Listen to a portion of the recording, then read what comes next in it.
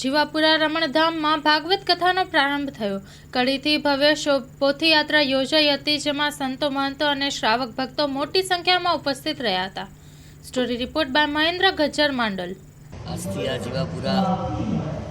દેત્રોજ એટલે કે અમદાવાદ જિલ્લાની આ દેત્રોજ તાલુકાના જીવાપુરા મુકામે દેવભૂમિ રમણધામ શિવ ગોરક્ષનાથજી મહારાજના શિલાન્યાસ મહોત્સવનો જે કાર્યક્રમ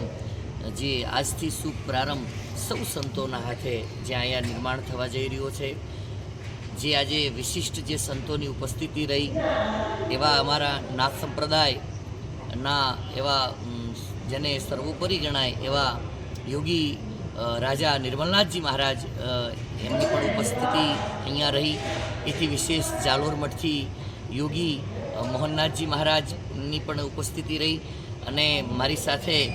જુનાગઢ ગિરનારની ભૂમિ એવા અમારી વડવાળા પરંપરાની જગ્યા એવા મહામંડલેશ્વરસિંહ જગજીવનદાસ બાપુ અને સૌ સંતોની હાજરીમાં આજે આ કાર્યક્રમના શ્રી ગણેશ એટલે દ્વીપ પ્રાગટ્ય થયું અને આજથી આ કાર્યક્રમના શ્રી ગણેશ જે આ દેવભૂમિ રમણધામ એટલે ચુવાર પડગણાની આ જગ્યામાં જે